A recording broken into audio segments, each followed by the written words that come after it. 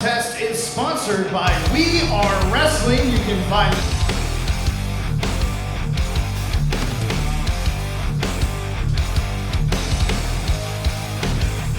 Make sure to subscribe, baby. What is up? We are Wrestlemaniacs out there worldwide. I'm the host, the best one, Donnie, here with... What's going on, everybody? Danny Huckins here, man. Donnie's co-host for the We Are Wrestling talk show, man. What is in store today, Donnie? We are going to be discussing some of the best American, non-American gimmicks in the wrestling business. A good show for 4th of July. That's right. A great way, to honor some of the best American characters through the years. As you know, WWE, they love to be stereotypical with that.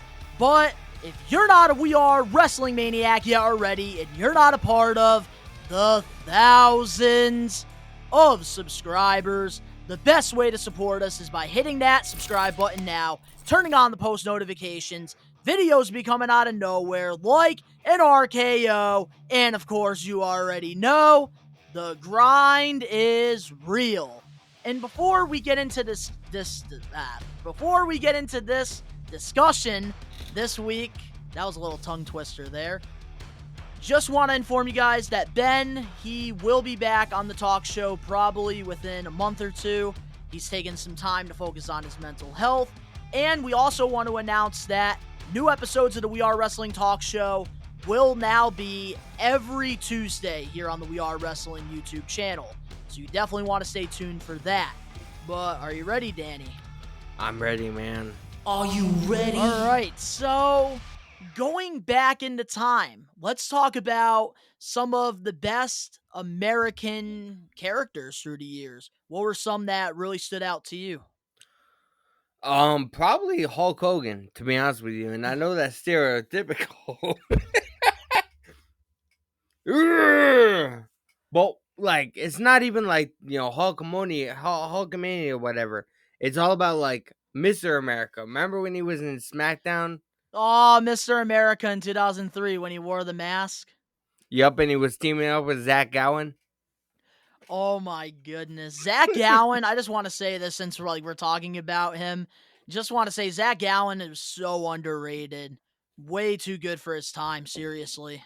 I know. Is he still even wrestling anymore? Yes, he's still doing independent bookings and stuff. It's fucking nuts, man. And he's actually a lot more healthier now than he ever was, because I believe he was like having drug problems around the time. Of course, man. He used to get his ass beat by Brock Lesnar every week. Yeah, very bad. But of course, Hulk Hogan definitely stands out to probably every We Are Wrestling Maniac out there. Hulk Hogan was like the first, like when it came to like television, like with the 90s and like the 80s, he was the first really, I don't know how to word it, like really put wrestling on the map. Oh, absolutely. Like my grandparents, they never liked wrestling. But they know who Hulk Hogan is. Oh, everybody knows friggin' Hulk Hogan, brother. Exactly, man. We got the Iron Sheik. Say your prayers and eat your vitamins. We got the Iron Sheik. We got Nikolai Volkov. I mean, come on, bro. And that's the thing, I really feel like what made Hulk Hogan was like the wrestlers they would always have him feud with, like back in the 80s and stuff with Iron Sheik. Still to this day, Iron Sheik be going on Twitter. Fuck the Hulk Hogan, Bubba. This and that. Bro, man, that dude's phone needs to be taken away. Yeah, for real. And like even, Hulk Hogan going against Andre the Giant. That's one of the most memorial, like one of the matches that we still talk about to this day when he slams him at WrestleMania 3. Rest in peace, Andre the Giant, man. Rest in peace to Andre the Giant. He was one of the best non-American guys, which we're going to be getting into that probably halfway through the episode. Yep. But with Hulk Hogan, he really set the bar, like, to show, like, what a superstar is and, like, what an icon, a Hall of Famer is supposed to be. And, like, he was, like a huge, like, Americans, wrestler, I guess you can say. Like in like Oh, he you was know, a hero for all the children. all about USA, USA, USA. And then Say your prayers, take when your vitamins. and then in the mid '90s when he went to WCW and joined NWO, bro, he was one of the top heels at that time. Seriously, Hollywood Hulk Hogan. That's like obviously for me, that's my favorite Hulk Hogan. But like going back, like now that like we're kind of talking about, the friggin' yellow and red Hulk Hogan, the hero. It's crazy. Like people can hate Hulk Hogan. I know a lot of the stuff he's done the last few years have not been the best. But here's the thing. Nobody can take away his talent that he has for his business because Yep. literally this guy, all he has is a leg drop, a slam, and literally a drop. That's And like the all he a leg punches. drop. The punches. Him getting punched, him hulking up, and then going, You! you know. But And here's then the him going thing. with a bam, bam with the big punches, man. But here's the thing about that. He has like friggin' less moves than our hands. And this man is so over in the wrestling business, and that tells you how Yep. good he really is. Bro, he like it's on a whole another level. The Hulkamaniacs, man. Hulkamania ran wild. Everybody loved Hulkamania. Just like the We Are Wrestling Maniacs. They be running wild. Yeah.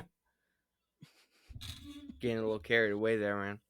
Yeah. Another one I feel like we definitely have to shed light on is Sergeant Slaughter. Yep. Who were actually I don't know if I am, but I know you might be going to his birthday celebration in August At at Zombie Hideout.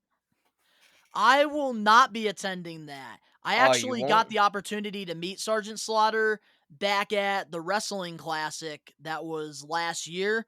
Yep. Over the Wrestling Classic 1. If you guys have not checked that vlog out on the We Are Wrestling channel, recommend you guys to go check that out. But with Sergeant Slaughter, the reason why I need to shed light on Sergeant Slaughter is because this man was literally G.I. Joe at one point. And he was one of the first heel American characters out there. I have to say something right now, and I have to be honest with everybody. I didn't start watching wrestling until '97. So my first introduction to Sergeant Slaughter was him being the GM for Raw back in the day. Remember that? I DX used do. to fuck with him all the time. With DX and stuff, they would always mess with him. Because I Yep. do remember WrestleMania 14 when he was handcuffed to China. I do remember that.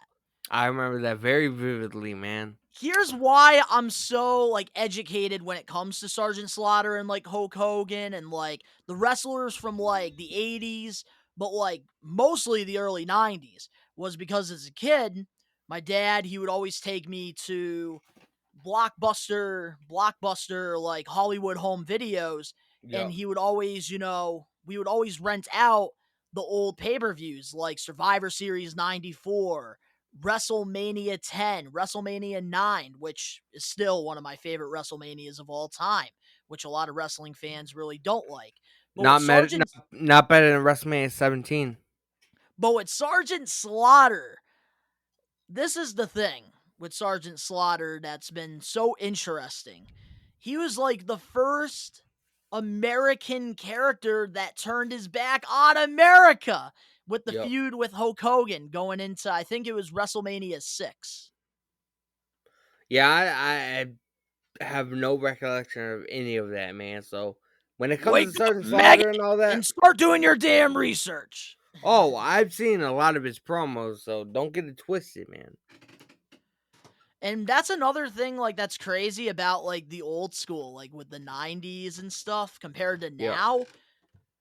They don't have character nowadays compared to back in the day. There's no Hulk Hogan, you can't say, "Oh, this guy was Hulk Hogan." Hulk Hogan was Hulk Hogan.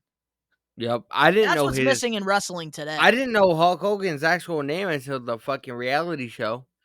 What, Terry? Yeah, I didn't know his name was Terry. I mean, come on. Which one? Hogan Knows Best? Yeah. That's actually not a bad show. Just want to say that. Hogan's Knows Best. It was kind of fun. Bro, we should do an episode on the best pro wrestling reality shows.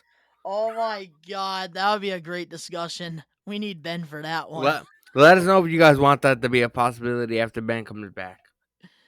Yeah.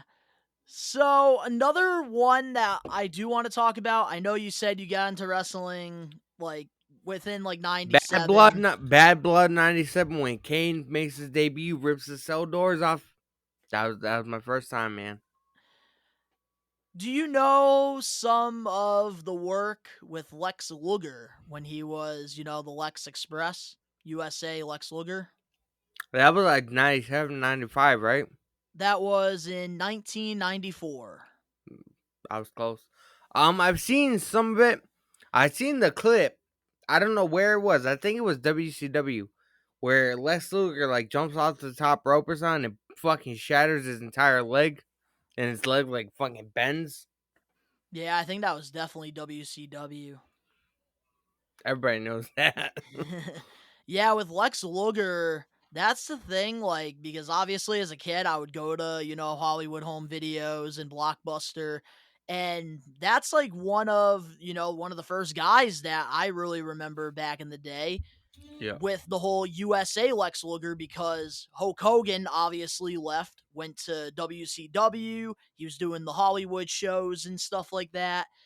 And then WWE tried, having a American character come back, pretty much replacing Hulk Hogan and Lex Luger, and the fans did not like it as much.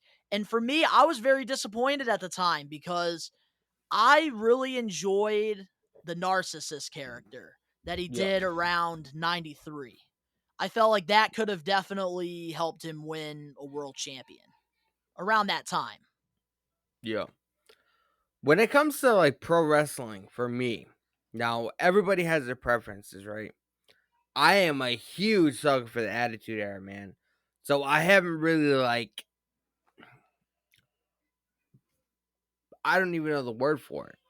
You definitely need to go back in time and check out some of this stuff. To. Because I haven't exposed myself to. If you are going to expose yourself, do not watch 1996. That's all I ask you. Definitely start from like 1990 to like 95. Why not 96? Good stuff. 96. Besides WrestleMania 12, 96 was, I don't know about it, man. Not that good. You had all the ridiculous characters. You had, I think, Kane was a dentist. You had the Goon, Whalum Mercy. You even had like Rikishi as like. You want to know a little fact? Ooh, a Danny fact? Spit it. Bray Wyatt, actually, a lot of the inspiration he got for Bray Wyatt came from Whalum Mercy. Yes, it did. Because all lives are going to be in Whalum Mercy's hands. Mm-hmm. So 96 can't be all that bad, man. Bray Wyatt liked it, okay? And that dude's one of the most creative fucking minds in the pro wrestling business, in my opinion. Yeah. Let's get into your time, though, and like my time, obviously, with 97 and above when it comes to American characters. Who are some guys that stand out to you? Bro, we had the Hart Foundation, we had the British Bulldog, we had fucking wasn't Junkyard Dog? He was from Mississippi, right? So he was technically American or whatever. Hold on, the Junkyard Dog. Yeah, why? He goes back to like the 80s and the 90s, but you barely know Lex Luger? No, I know. What the fuck is wrong with you? I know who Lex Luger is. But Junkyard Dog. I watched a lot of Lex Luger stuff in WCW. Okay. So. That's fair. That's fair. That's a fair game, motherfucker. And I know you just mentioned Bulldog and Hart Foundation. American. We're going to get into the non-Americans later on in the episode. The Patriot. I'm going to tell you something funny, all right, about the Patriot. So I went to this show. It was Big Time Wrestling. By the way, rest in peace, because I think he just passed away. No, I not think he the passed away. Patriot. I think he passed away not that long ago. Well, I met him in 2015 at a Big Time Wrestling show, and I did not know who he was, even though I grew up watching Ruthless Aggression. I really thought, like, as a kid with the Patriot, I really thought that was Hulk Hogan. Hulk Hogan was Mr. America, man. I know, I thought he was both. I couldn't tell the difference. The masks were the same, the gear was the same. But then when I went to Big Time Wrestling and I met the Patriot, I realized I did not beat Hulk Hogan. I was very sad. Oh my god, man. Yeah, can we add? Didn't Owen Hart have like an American-esque kind of gimmick? Isn't that the gimmick he passed away doing? Blue Blazer. Wasn't that like, I guess he was like trying to be like, don't know. That one I don't know if you can consider that or not. I have no idea. I feel like one of us should look it up, because if you want to look it up, go right ahead. Another guy as well that really stands out to me before, I mentioned some people around our time. Just want to give a shout out to Hacksaw Jim Duggan. That was another one as well with the American. Oh, yeah, man. Oh. But some of the American characters that really stand out to me around this time, I gotta go with Kurt Angle. That's someone I feel like we definitely have to have a discussion on, because it doesn't get better than Kurt Angle, in my opinion. But let me just say, in my opinion, a lot of people say Hulk Hogan is like the best like American character out there. I disagree. It's Kurt Angle. Definitely, Kurt Angle's got to be the best. I think until there's one other person I think that won gold medals in WWE. I think Gable Steveson. Yep. Kurt Angle. But we're not even going to bring up Gable Steveson in the same sentence as Kurt Angle. That's just disrespectful. Yeah. Everything is disrespectful. Kurt Angle, man. Woo! That's all I got to say. You suck. Kurt Angle is one of my favorite guys, like, in the Ruthless Aggression era. I loved Kurt Angle's work. It's crazy because, like, you would think that a guy that won a gold medal with a broken freaking neck would be, like, the top babyface in the company. Yep. But, like, with Kurt Angle, it's like, instead of being the stereotypical, like a Hulk Hogan or a Hacksaw or a Lex Luger, he used the metal and he would rub it in everybody's face. And then eventually Edge started the "You Suck" chant, where you would have his, Olympic music playing, which is still the most iconic entrance to this day. Can we talk about one of the funniest fucking moments I've seen in a while? And it was on an episode of SmackDown. Kurt Angle? It was Edge and Kurt Angle. And you probably know where I'm going with this. Kurt Angle had a bunch of signs or whatever, like on the back of like these pictures or whatever. Bro, come on, man. You could probably find a GIF and put it in the video somewhere. But... Oh, I'm going to.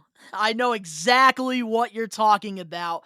That was hilarious. There's so many Kurt Angle segments that friggin' we can have a whole episode on friggin' Kurt Angle. But one of the things, like segments that really stand out to me, has got to be the milk truck. What happened in, I think it was 2001, when he sprayed milk at Stephanie and Stone Cold. The Alliance, yes.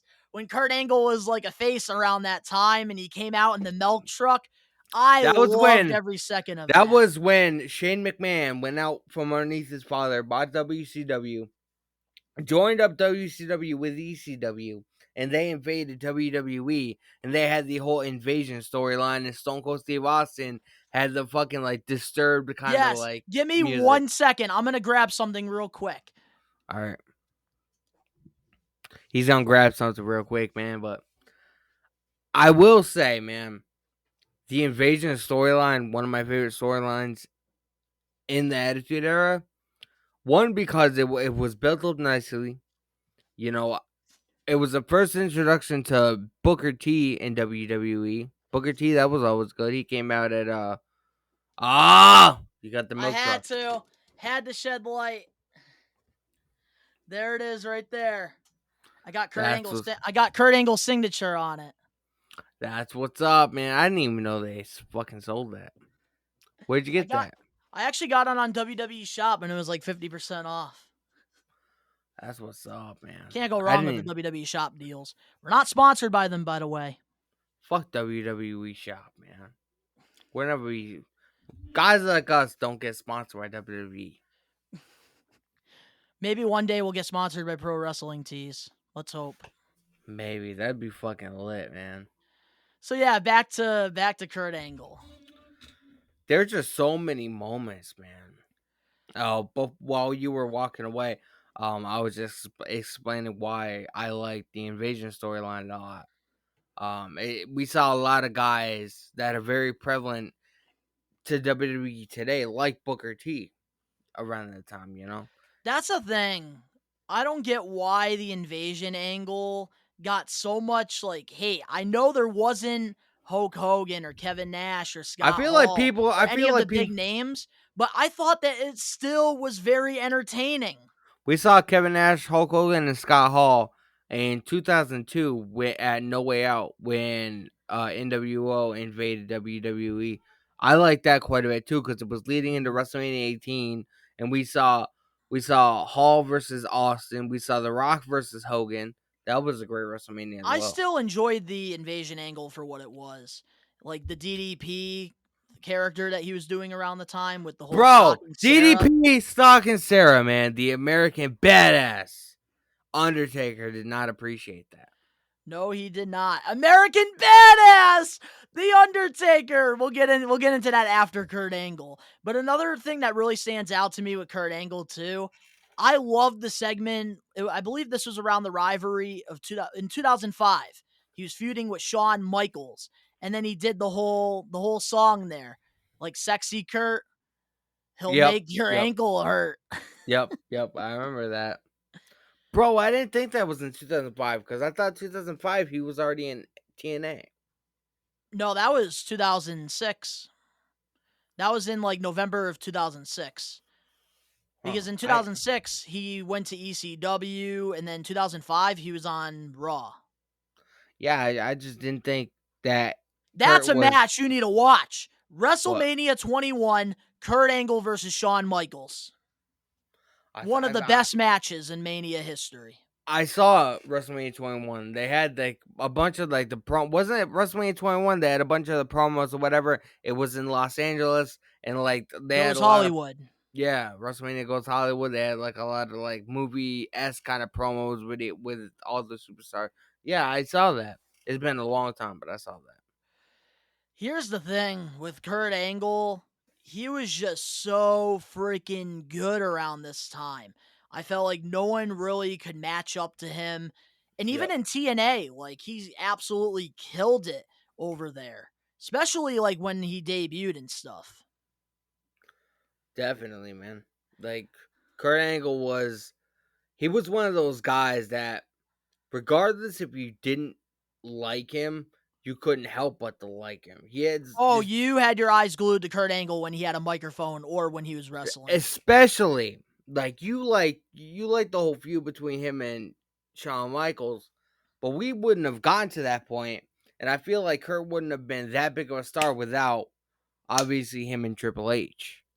And the whole Stephanie McMahon, storylines or whatever back around 2001. Oh, it definitely, the Attitude Era definitely helped elevate Kurt Angle to where he was during the Ruthless Aggression era. If it wasn't for, like you said, the Triple H feud and Stone Cold and The Rock going against Hall of Famers like them, he would not be one of the top guys in Ruthless Aggression.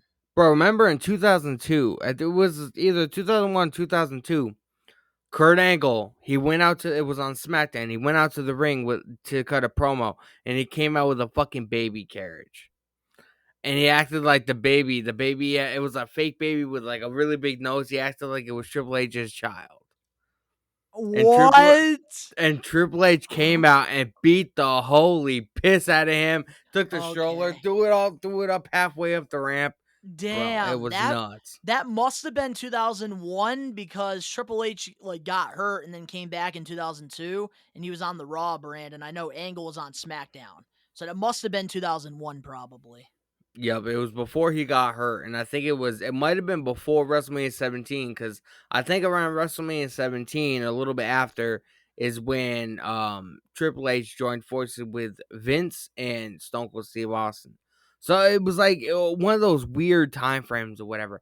But I remember that very vividly, and if you get an opportunity, watch that shit because it is fucking awesome. I just want to say this. Another thing I want to shed light on, since we're talking about Kurt Angle, 2003. Some of the best in-ring work by Kurt Angle. I loved, Is that when he had that was WrestleMania 19, Kurt is versus that Brock. Is that when he had Team Angle with Yes, Shelton Benjamin? that's what I was going to shed light on. Charlie Haas and Shelton Benjamin. Yep. Team Angle. Because that's something I feel like a lot of people do not talk about to this day. And we, the We Are Wrestling Maniacs, the thousands, we need to appreciate Team Angle for what it was. One of my favorite factions in Ruthless Aggression.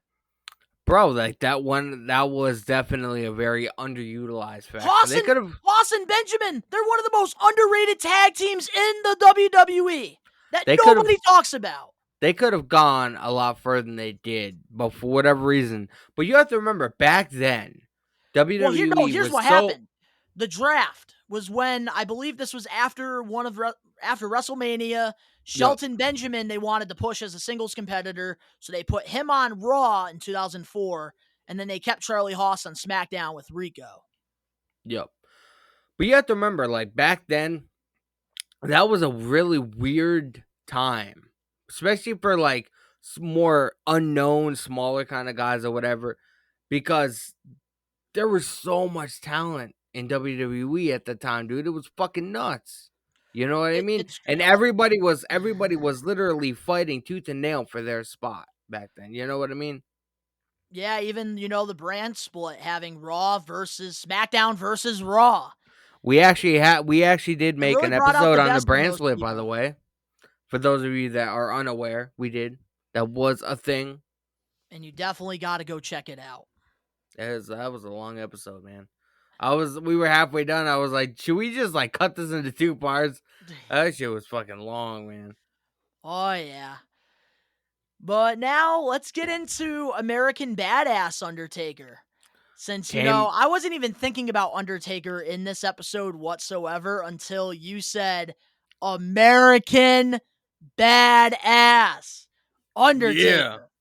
I know I mentioned this already in one of these episodes, but just in case you did not hear me say this, that will always be my all-time favorite moment with The Undertaker, was when he debuted as American Badass, came out on that stage with the motorcycle, almost ran Vince McMahon over, beat the shit out of DX and everybody. That was one of my favorite debuts. I want to give everybody here a little rundown or whatever, because a lot of people may not be aware of how or why Taker became the American Badass.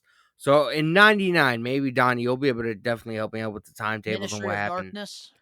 Ministry of Darkness. Taker got injured. I can't remember how, but I know he got injured and he got put on the shelf. I think for like 6 months or whatever, because he got injured in '99. He came back around 2000, sometime in 2000. Because around 1999, he was wrestling with injuries like that whole year. Yeah. And then he took like a break and then came back in 2000 with the whole Judgment Day. And Kane and Undertaker were very prevalent together as a tag team, as the Brothers of Destruction. And once Undertaker got injured, that's when Kane started teaming with X-Pac. And it became this whole storyline of, like, like Tori wanting to be with, being Kane's girlfriend or whatever. And then, her sleeping with X-Pac, whatever. And, Kane didn't appreciate that. So that tag team split up. Anyway, so I believe it was a tag team match. Stephanie McMahon was in commentary. It was DX and I believe Kane. I can't remember who Kane's partner was. And next thing you know, the lights go out. And I can't remember like how his entrance music went. It was like, "Are you scared?" or something like that. There was Yep. something that said It was before the it was music. like, "Are you scared? He's here." Yep. And then Taker came. friggin' Kid Rock comes on. Taker came out, fucking almost running down Oh Vince my McMahon. damn, American badass. Stephanie McMahon went fucking crazy on commentary. She was like, "Oh my god, oh my god, oh my god!" She was like freaking the fuck out, bro. You guys got to go watch it, man. If you guys have Gives the me network, goosebumps. That's like one of my all-time re-debuts ever. bro. My favorite Undertaker moment. Because up until that point, dude, everybody looked at Undertaker as a very dark and ominous character. Like that was the first time that Undertaker really let people into who he really was. Nobody before that, nobody knew he liked motorcycles and shit like that. And around that time, he had to evolve. The Yep. whole, dark thing was getting old because WWE was going more in a reality based. So him becoming American Badass, the fact that he made it work, and still to this day, I love American Badass Undertaker over the iconic Undertaker that everybody loves. I love Undertaker. I love the American Badass Taker, but I love the Taker when he was in the Ministry of Darkness and he had that fucking like that goatee or whatever that kind of looked like a spike, if you know what I Yep, mean. I do. So I really like that Taker quite a bit. But this was the closest to I think his actual personality that we have seen in WWE around that time. Definitely, I agree. And it's crazy because like Undertaker was legitimate badass around this time. I love the matches he put on with Yep. Brock Lesnar in 2002. That was some of the best stuff that Taker was doing. Bro, he was one of the top heels in the fucking company for a minute, man. When he had the Him fucking versus John Cena, Judgment Day 2003. Bro, when he had the fucking short hair and he used to wear the undisputed title around his fucking neck and just come out. And bro, he put Matt Hardy through fucking walls. He fucking destroyed everybody, dude. He destroyed Bradshaw from APA. Remember that? They were having a I card do. game or whatever, and Bradshaw was like, all those years, me and Farouk defended your ass from the ministry. I don't like your. He just went off, or whatever, and they got them to be in a match on SmackDown. Bro, Bradshaw got his fucking bell rung that night. I'll tell you that. I just want to say, when it comes to American Badass Undertaker, we literally could make a 30-minute compilation of everybody's asses that he kicked around that time, because it's a whole freaking list. Bro, how we haven't made like one episode dedicated to Taker is beyond me, man. Like that dude is That just, time will come. We definitely got to do it around Survivor Series, I think. he is one of the most iconic figures in the pro wrestling business, like ever. Out of anybody that's ever stepped foot inside of a ring. Like Undertaker is fucking it, dude. Seriously, he's one of the biggest superstars ever in this business. The dude's not even fucking active anymore. He retired fucking 2 years ago, and he's still the most popular thing in pro wrestling. It's fucking nuts. Yeah. Another one that did the USA stuff a little bit too was John Cena around the PG era. Bro, he's always done that. Like he's always, been like a huge military supporter, and he's always, hustle, loyalty, respect. He always has like the fucking colors and stuff like that, and like military-esque. And he was in the Marine. He was in, he was always been like a military kind of guy. You know what I mean? Yeah, and that's somebody, that we talked a lot about in our latest episode of the We Are Wrestling Talk Show. If you have not checked that out with Danny, myself, and Ben, really telling you guys to go check that out. We go over John Cena's entire career, some of our favorite moments and stuff. I mean, bro, we had John Cena. I mean, I guess you can say Kane because we're gonna be getting into like the un-American type of characters in a little bit, but Kane was like, I'm gonna mention this because it does involve America as well as this group called the Un-Americans. Test, who is it? It was Test. It was Lance Storm, and it was Christian, I think. They were called the Un-Americans around the Ruthless Oh, Aggression area. yes. I And do. I remember one night on Raw, man, they went to burn the American flag, and who the fuck came down? Kane, man. He put an end to that shit. Then he just waved the flag all around the ring. Bro, like, I mean, you gotta put Kane in the American section. I mean, even though he wasn't like, like preaching like, USA, USA. But I mean, he definitely bleeds red, white, and blue, man. Yeah.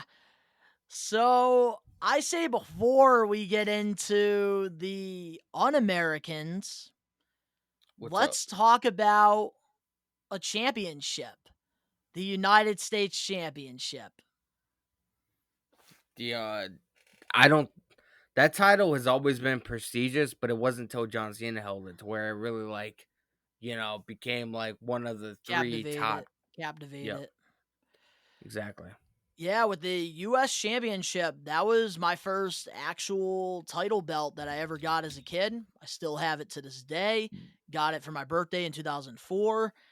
And John Cena was really the guy that really stood out to me as the United States champion because he was on the rise to becoming, the WWE champion, one of the biggest superstars in the business. Yep. And the US title has been very prestigious through the years. They've always given it to like the best wrestlers, I felt like.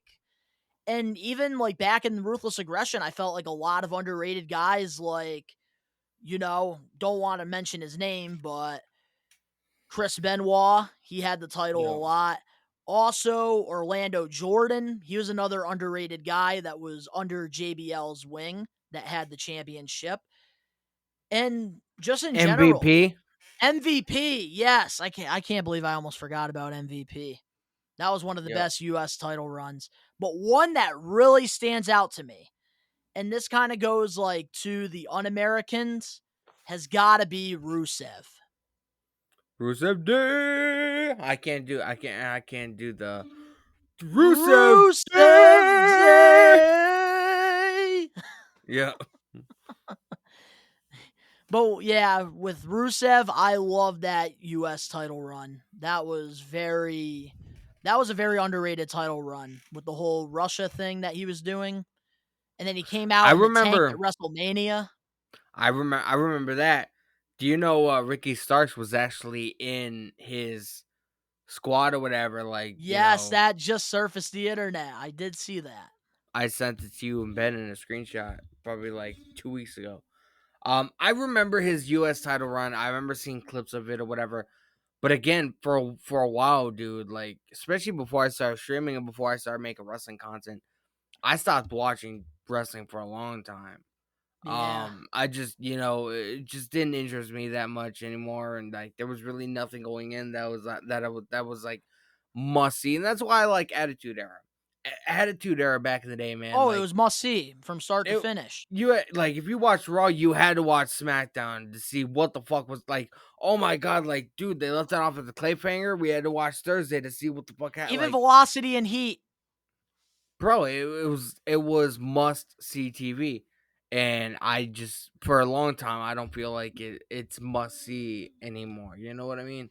So I stopped watching agree. a lot. I stopped watching for a while, so I missed a lot of Rusev's run. But I did see the whole WrestleMania entrance. That was pretty lit.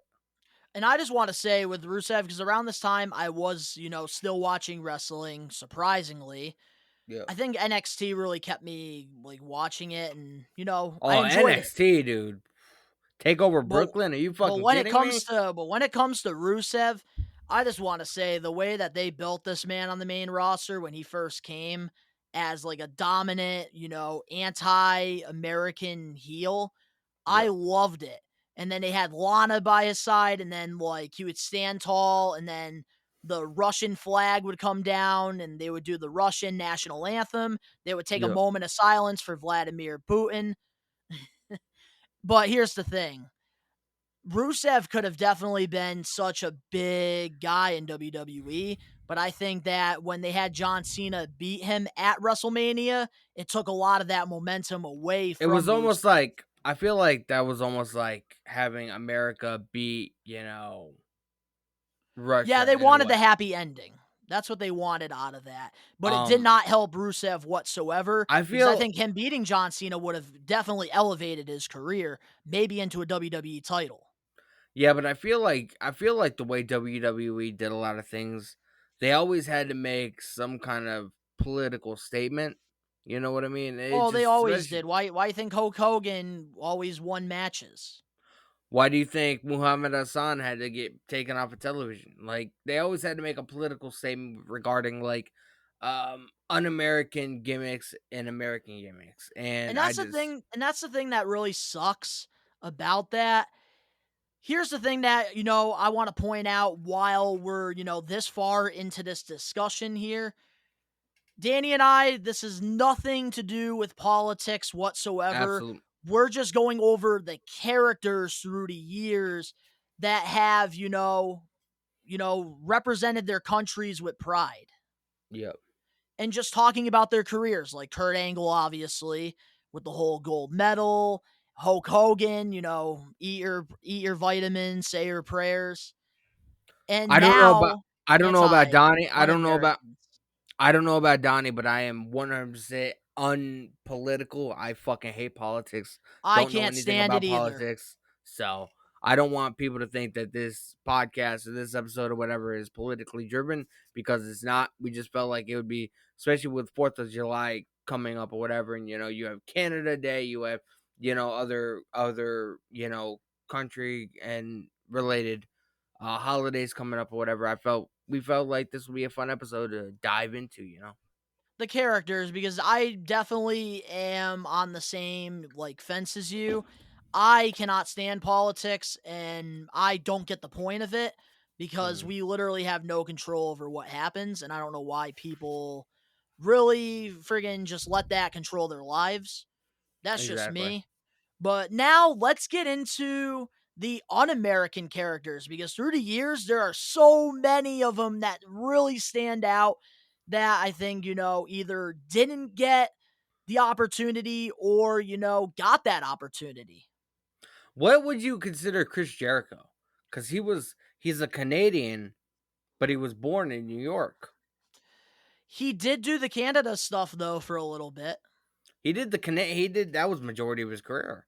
It wasn't Yeah. until I think 2004, 2005 to where they were like from Manhasset, New York. hmm So I I never mean even he caught that.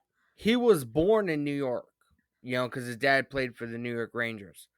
But he grew up and spent majority of his life in Canada and so I don't know what we would like categorize him as American because he technically is or Canadian because he technically is. I'm confused. I'm confusing the fuck out of myself right now.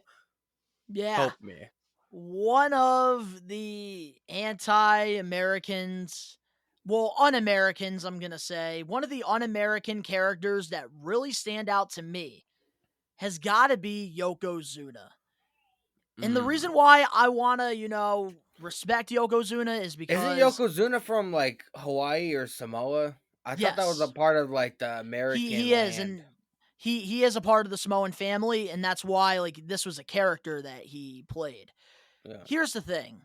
The reason why I want to shed light on this is because of two reasons. One, Blockbuster and Hollywood Home Videos. Around the time when I was renting those VCR tapes, Yokozuna was the WWF champion. And Yep. number two, on Peacock on the WWE Network, they actually just did a episode on Yokozuna on their series, I believe, Icons. And that's an episode that's an episode I really recommend you go check out. I definitely would, bro. I haven't even watched any of the fucking evil episodes or whatever. I've That's a just good like show. I feel like with the amount of WWE content we covered, like I just get so burnt out because it's the same shit. You know what I mean? Stop watching Raw and SmackDown and start freaking watching this stuff. It's actually good and entertaining. I know, trust me. And if I wasn't a streamer or content creator, I wouldn't be watching Raw or SmackDown. So that's just how I personally feel. Yeah. But I just want to shed some light on Yokozuna because the way that they built Yokozuna as this giant, dominant champion was like one of the highlights of the 90s for me, because it was like, his title run reminds me so much of JBL back in 2004. How like everybody just couldn't wait until Yokozuna or JBL lost the title. Yeah. And then you had Bret Hart, win the title at WrestleMania 10. Bro, it's so weird to think that that he's a part of the Rock's family. Like I didn't know that Seriously. for a long time, bro. And then I finally read about because I went through this phase for a long time, and I'm pretty sure everybody else has. Once Wikipedia came about, like I would just research like WWE and other pro wrestlers or whatever just to learn about them. Bro, Yokozuna is a part of the fucking Samoan family, the Samoan dynasty. That's fucking nuts, bro. That's like the most And he popular won wrestling. the WWF champion, and like people didn't even know him as a part of the Samoan family too. And I think Yeah. that makes that championship run even more special. Yeah, definitely, man. Rest in peace to Yokozuna. Rest in Passed away peace in to Mr. Fuji 2000. as well. Mr. Fuji guy. He was fucking phenomenal. He was He was great. funny. He reminded me of Stokely Hathaway. He was really funny. He definitely like had a lot of characteristics about him that made him great. And even having Jim Cornette by them too, I thought was a really cool addition as well. Yeah. So We're gonna now, who's someone that really stands out to you? Un-American wise, Yes.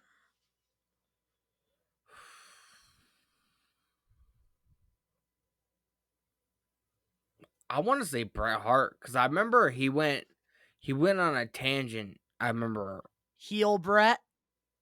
he went on a tangent about like how I'm he doesn't excited. get the accolades that he deserves or whatever anytime they're in America. I just remember him going on a rant or some sort back in the day, and that just always stood out to me. And like Bret Hart, but regardless if he's a heel or a face, Bret Hart's just one of those guys that you fucking love and adore just because Bret Hart is pro wrestling. You know what I mean? Exactly. And that's the thing about the Hart family. Like the pride that they have for their flag is incredible in Canada, as the whole country of Canada. And I Yeah. think that's why, with the Hart family, they really put wrestling on the map in Canada. And I Oh, think, absolutely. like with Bret Hart, I loved face Bret. Don't get me wrong. But heel Bret in 97, he was on another level. And I really wish that, like, if, like, you can go back in time, that WWE did offer the same perks and stuff as WCW and Yeah. kept him around the time, because I felt like he had a lot to offer to the WWF. Well, that's why the Montreal Screwjob happened. Because Bret Hart, I think the day of that show, or like 2 days before that show, Bret Hart got offered a contract to stay in WWE because they were gonna have him retain the title that night. That's what like the plan was or whatever. And then he was going to But drop it on Raw. no, Bret Hart, he was gonna take the title to WCW, and Vince McMahon didn't want one of his titles to be on. Well, no, that's like why, because Bret, was trying to have them trust him, Yeah. but WWE wanted Bret to sign an extra day so that he can lose the title on Raw and instead of Survivor Series. But obviously, Bret was done at Survivor Series. So that's why they had that disagreement, and then they had to do the screw job. Yeah. But the whole thing from what I heard about this, and I don't want to go on a tangent about it. The fucking Montreal Screwjob has been talked to death, but I feel like because we're talking about Bret Hart and his heel run and this and that, I feel like we have to mention This it. is the perfect time. From what I've heard from people that were there, JR, Undertaker, all these guys that were actually physically there, they said that Bret Hart's idea was to retain the title and then bring it to Monday Night Nitro on Monday night. and gloat that he has one of WWE's titles on a WCW show. And Vince McMahon got word of it, and that's why the Montreal Screwjob happened. So it wasn't that Bret was going to drop the title the next night on Raw, because if that were the case, it would have been fucking pointless to screw him anyway. But Bret Hart wanted to bring the title to WCW because he was done with WWE. So that's what happened, and I wonder if has Bret ever confirmed that? As far as I know, no.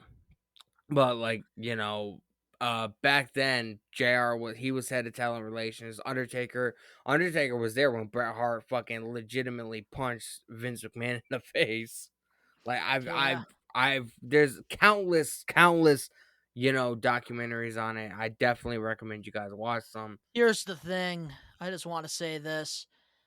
How the hell did WCW fumble Bret Hart? How did WCW That's go out how of I business think that's fucking how 2 years WCW later? went out of business. WCW back then, man, Turner and all them, they did not know what makes a good wrestling show. There was a lot of guys there that they fucking fumbled. I'm just saying, with Bret Hart, though, around that time, with all the heat that was happening, him going to WCW, they really could have taken advantage of it, and they didn't. And I think that was like the last straw with WCW. I will say, and I kind of feel bad for Bret, but then again, I don't, because he had all this animosity towards like WWE and Vince McMahon or whatever. Shawn I Michaels, too. Well, yeah, but I legitimately feel, because he thought that Shawn Michaels had something to do with it. I legitimately feel like Bret Hart could have had one more good solid run in WWE around the Attitude Era, 2000, 2001. He could have played a major part in the fucking Invasion storyline. Like, there could have been so much he could have done Imagine and Bret versus accomplished. Rock. Bro, there's so much, so many dream matches that could have happened. But I feel like Bret he had so much anger and resentment towards the McMahons that, he pretty much could not, do business with them, and it pretty much cost him a lot. I Even feel his like career. his career would have been a little bit more prestigious had he went from WCW back to WWE during the Invasion storyline. Imagine him working side by side with Stone Cold Steve Austin, and not being one of Austin's followers or whatever, but legitimately Austin and Bret, working together to, invade WWE. Bro, that would have been legit. That's the thing. If Bret never left to WCW, he probably would have been able to wrestle until 2003 or 2004. It could have happened, His man. career got cut short against that match with Goldberg because of the fucking Montreal Screwjob. Because Bret couldn't let bygones be bygones. He fucking, I don't know. I just feel like so much could have been prevented. Had Bret Hart been like, look, it happened to happen. I'm pissed off about it. But you know what? Let me take my anger out on these motherfuckers in this company right now and show them what the fuck I'm capable of. You know what I mean? Yeah. Another the whole Hart Foundation by itself really stand out to me. We're gonna have to make we're gonna have to make a thing. whole episode on the Hart Dynasty and the Hart Foundation and the Montreal Screwjob, because there's so much information that's readily available. I mean, bro, that'll be one of the best shows we could fucking make. The Black Hart, Owen Hart, my favorite. Just got to put that out there, but we definitely will eventually do that. So moving forward now, into the 2000s, anybody really stand out to you with the whole un-American gimmicks? I would say when the British Bulldog came back, he only came back for a short amount of time. And I remember he used to wrestle with fucking blue jeans on. Remember that? Back in 2000. He wasn't against America, but he was French Canadian, you know what I mean? So I feel like that was definitely an un-American-esque kind of gimmick, even though he wasn't necessarily around fuck that time, America and shit like that. I think around that time of British Bulldog, he was definitely trying something different, because his whole entire career he was doing the whole British thing. I feel like now you can agree with me or disagree with me. It's fine. I feel like it wasn't until after 2001 when I'm not gonna say it, but the events happened. Um, I feel like it wasn't until after that to where WWE had this narrative to push to where it was like all these guys against America and America against these other countries. You know what I mean? Like we had Muhammad Hassan, who was like a Muslim or Ooh. whatever. Like, Oh, you I know, can't wait. I can't wait to get into that. I just feel like it. There wasn't that many. Like in the early 2000s, 90s, or whatever. There was some, but it wasn't like big like it The became. 80s and 70s is where they really captivated it with Iron Sheik, Nikolai Oh yeah. Volkov, all of those legends. Well, the Iron Sheik is batshit fucking crazy. So that's all I can say about that man. But I definitely want to, give some respect to Muhammad Hassan because Muhammad Hassan. I feel like in 2005, And he had Davari. he was set for a world championship. Ugh, so close if it wasn't for that whole freaking thing with the terrorist thing that Yeah, happened in France. yeah, I think it was USA Network. A bunch of executives or whatever told Vince McMahon that they're gonna cancel the show unless they take him off TV or whatever because they felt it was too politically driven and people would get the wrong idea about what was happening. Because Mhm. every promo that he cut, he was like, "Oh, I got thrown off a plane because of my race, because of what I believe in, because I wear this Yeah, and then the final whatever straw on my was head." It's like, when they had like all the guys dressed up in black attacking the Undertaker and like choking him. That was mm, I think like a week or two before Great American Bash. yeah. So So then WWE had to decide, and then they decided to have Undertaker beat him, which originally, before what happened, Muhammad Hassan was supposed to beat him and then yeah, go to SummerSlam and actually beat Batista for the world title. that would have been I nuts to say. loved I loved Muhammad Hassan around this time. I will say I'm kind of upset that they didn't like take him off TV for a couple of months, repackage him, and then put him back on TV as Yeah, it's somebody like they else. just completely erased him. I mean, And I I don't love know. Davari by his side too. Davari still works as a fucking he still works backstage at WWE. He's like a producer now. But when it comes to Muhammad Hassan, He I was feel so like good. I feel like it was his idea to he was just so upset that because I think that was like his legitimate nationality if I remember correctly. He was from New York though. He wasn't Yes, like from I was just gonna say that. yeah. But like as far as like his nationality, I do think that, and I felt like he felt like it was a personal attack against him as to why he was taken off TV. So I feel like Well, maybe it was because of him. now he's a principal. I know. Imagine He's going doing to really fucking good for himself. imagine going to fucking school and having him be your fucking principal. I would be honored. He's one of my favorite guys that I look back at friggin' almost 20 years later and like one of my favorite guys in the Ruthless Aggression era that people do not talk about. I don't feel like it's because people don't want to talk about him. I just feel like Well, people. you have to realize his run, it was only really in 2005. Yeah, it was only like he had like a good 6 7 months, and then he started to get buried, and then he got taken off TV. But I Yeah. feel like there's a lot of people now that get the wrong idea whenever you mention a character like him, because a lot of his promos, and I don't fault him for it because as we Oh, it's know, creative.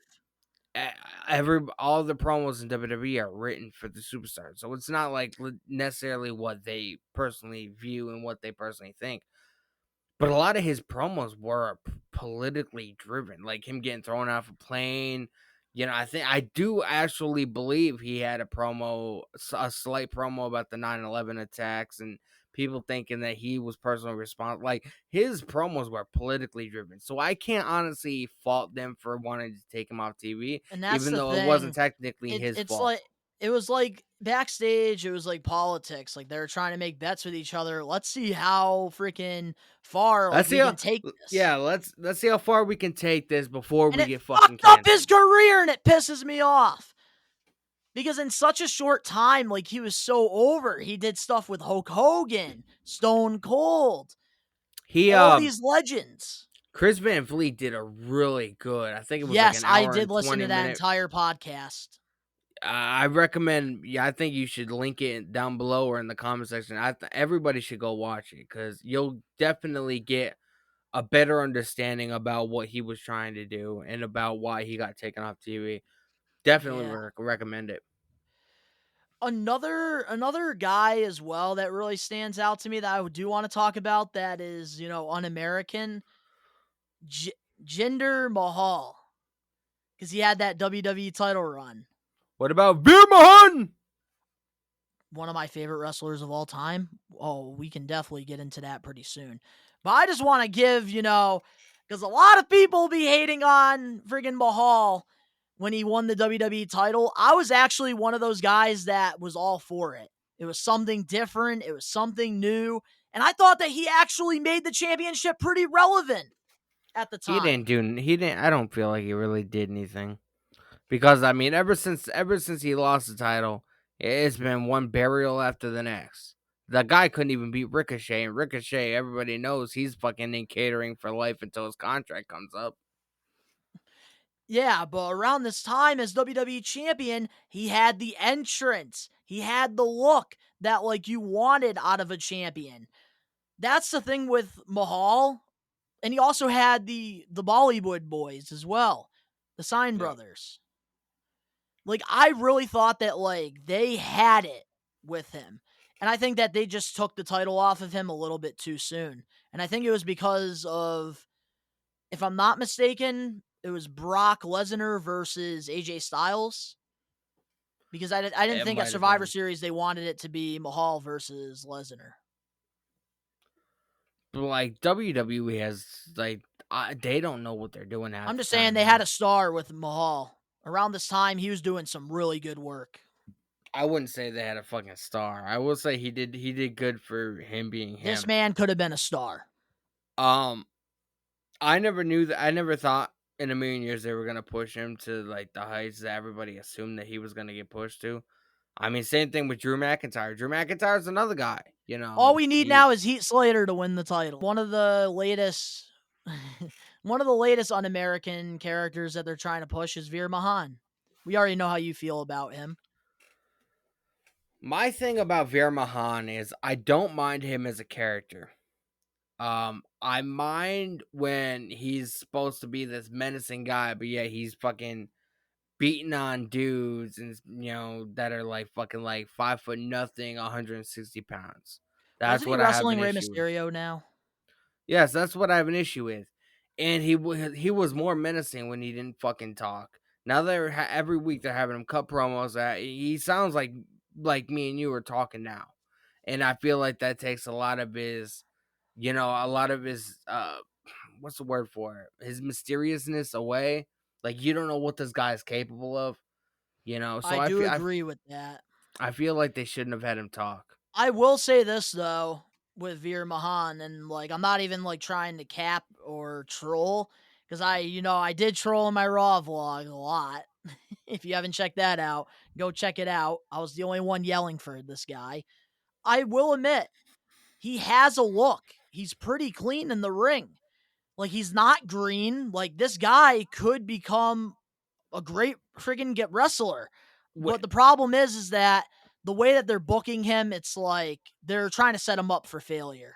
When I see him demolish somebody like Roman Reigns or like a Omos or like a Brock, like one of the big guys. When I see him demolish one of them, like he demolishes a lot of these little guys, I'll be like, this guy's a fierce to be fucking reckoned with, man. But like, I'm sorry, like I can't. That's like Brock Lesnar fucking beating up Zach Gowen back in the day, and everybody being like, "Oh my god, look how tough and powerful he is." What the fuck? Like, it just makes no sense to me. I look at wrestling in a reality base. You know what I mean? And I have to see a big guy destroy another big guy in order for me to be like, this guy has something. It's a build up. They're trying to slowly build it. Now they're having You'll a see fucking pretty feud with soon. the Mysterios. They had him on fucking main event. Him and the Mysterios on the main event this week, along with Judgment Day. Hey, at least they're putting Raw talent on main event. Yeah, but dude, Judgment Day was a main staple on fucking Raw 2 weeks ago, and then they took out Edge. Now they're on fucking main event. Wait, so you're telling me that Judgment Day was not on Raw? No, they were on main event before Raw. They were in a tag team match against the Mysterios. Oh my god. And apparently Rhea Ripley has some mouth issues, some dental work that needs to be done, so she got taken out of the Money in the Bank women's title match. And Carmella won the 5-way match to take her place. Wow. That's the thing. Like, another guy I also want to, shed some light on has got to be Sheamus. Sheamus, man. He's another guy that I feel like could have done big things. Bro, I remember when he first came in, dude. I think it was like either the first or second week. He started feuding with Triple H. And fucking remember when Triple H was like up on the stage and Sheamus came out with a sledgehammer and fucking started beating Triple H's ass, and then fucking Triple H beat him to retain the title at whatever pay-per-view was happening around that time. And now, like, you see him doing that shit. He was WWE champion for a while, and then he was world heavyweight champion for a little bit. And now you see him in a fucking doing the same shit every week on SmackDown. And it's just, he's another guy that I don't feel like is getting utilized to its full potential. Yeah, no, I definitely agree with you on that. I don't know, man. It's crazy. But, like, with Sheamus, like, I think definitely, like, his run, when he first, like, came to the main roster, he got a mega push. This man won the WWE title in, like, what, 3 months? Yeah, and he was feuding with Triple H. Like I said, he attacked Triple H with a sledgehammer, had a good feud with Triple H for a while. That's the problem with Sheamus. When they turned him face around the time with the World Heavyweight title, it just got so bland at that point. And it like he went downhill fast, bro, and he never got the kind of momentum back. Like I know he'd be putting on great matches though with Drew McIntyre on SmackDown. I keep hearing great things about that. He's not wrestling Drew McIntyre. He's wrestling fucking New Day. It's been the same match since fucking Royal Rumble. New Day and fucking Xavier Woods and Kofi Kingston against Ridge Holland and fucking Sheamus, or Ridge Holland and fucking Scrappy Doo there. I forgot that you call him Scrappy Doo. I mean, let me at him, Scoob. He has made it work though, bro. Like, Pete Dunne, man, was a fucking mainstay in NXT, North American champion for a long time. Okay, so there's one more person that I want to shed light on before. Well, two more. I got one that you are definitely going to be familiar with when it comes to ruthless aggression. Do you remember Renee Dupree? Bro, yes, I remember Renee Dupree. I watch his podcast. I do too. I just started listening to it. Cafe de Renee or whatever the fuck it is. Yep. He has fucking long hair now. He looks like he lives in a crack house. Fucking bro. He needs better lighting. I definitely agree with you on that with the podcasting. Better set. Yeah. Seems like he's like in like a trailer or something. I know. On an air mattress. But here's the thing with Renee Dupree, I really want to shed light on, because I felt like in 2004 when they split him up from the tag team that they had, this guy could have been a star. What was their fucking tag team? I can't pronounce it whatsoever. It's like something in French. Las Resistance? Yes, Las Resistance. Yep. You got it right there. Yeah, and I remember he had that dude come over the barricade or whatever that was supposedly an American hero. He was in the war or whatever, and Mhm. then he came over and helped fucking Renee Dupree, and fucking he ended up becoming like one of his like French homeboys or whatever. I remember Yeah. that shit. That's the thing, like, around SmackDown with him, like, he was, getting a very good push at the time, and then they had him tag team. He won the tag belts with, what was his name? Kuzini? No?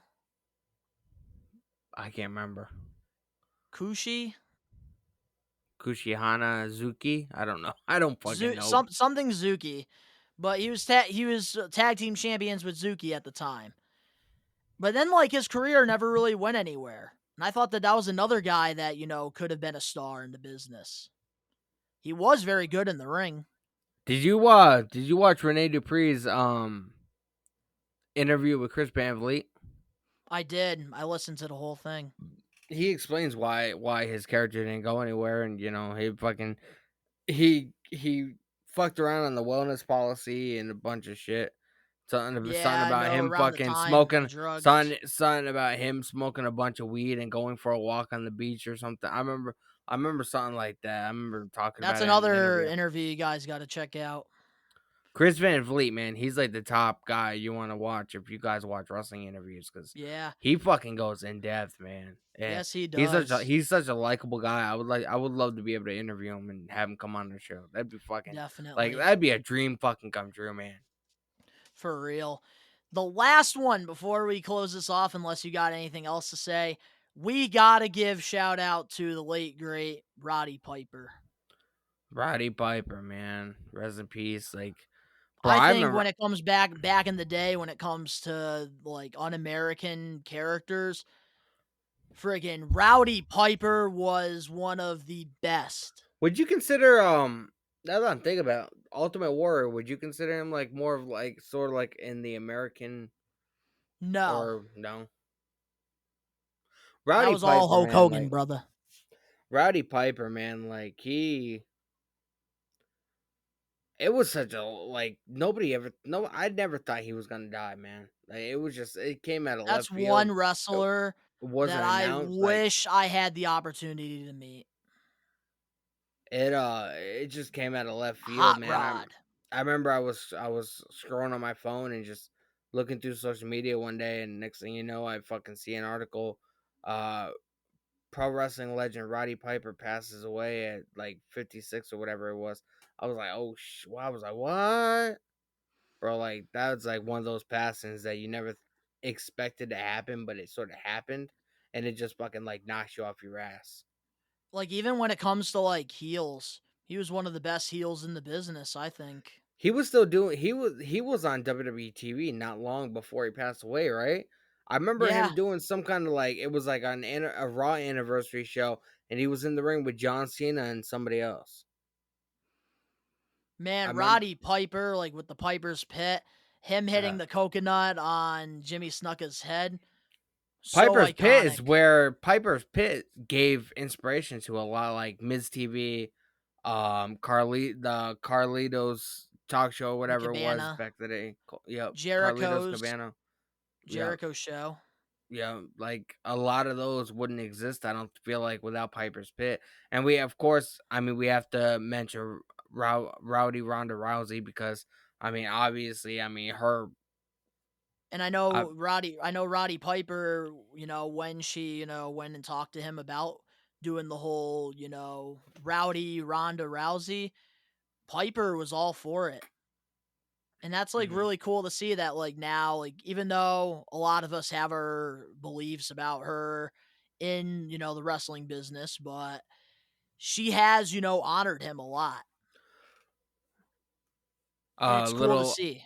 a little fun fact: Rowdy Piper, he was in the movie They Live back in the '80s, which I believe was directed by John Carpenter, who what is the director and creator of Michael Myers and Halloween from 1978. A little fun fact there. I'm a huge Halloween fan, man. So Yeah. Is there anything else you got to say that you want to add nah, before we close this off? Bro, I literally feel like we fucking covered everything. But let us know in the comment section below who your favorite American, un-American gimmicks were in, wrestling. Let us know. If we missed anybody, we apologize. We don't have anything written down. That we're going by memory and shit, so. Going through all the memories. We try to make this show as authentic as possible. We don't want it to feel like it's a scripted show. So, if we missed anybody, we apologize. Let us know in the comments section. Definitely. But if you guys enjoyed this week's episode of the We Are Wrestling Talk Show, make sure to smash that like button now. If you're not a We Are Wrestling Maniac yet already, and you're not a part of the thousands of subscribers, the best way to support us is by hitting that subscribe button now, turning on the post notifications. New episodes drop every Tuesday now here on the We Are Wrestling channel. Danny and I, we go live every Wednesday, 10:15, 10:30 Eastern Standard Time. After AEW Dynamite, we review the entire show from start to finish. Links down in the description below. Go follow Danny and I on our other YouTube channels and social medias. All that down below. And of course, to all the We Are Wrestling Maniacs out there worldwide, we hope you guys have a lit 4th of July. And of course, you guys already know, we are taking over. Peace.